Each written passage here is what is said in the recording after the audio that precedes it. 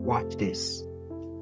Slavery is not something that Muslims should be ashamed of. Slavery in Islam is true. Prisoners of wars, non-Muslims,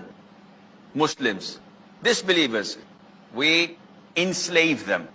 Oh, this is against human rights. This is human rights. How?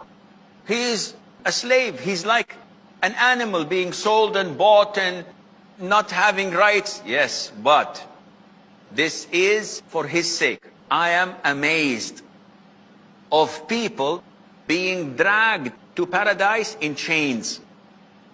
Who would be dragged in paradise in chains? Everybody goes to paradise willingly. The Prophet is giving us a metaphor.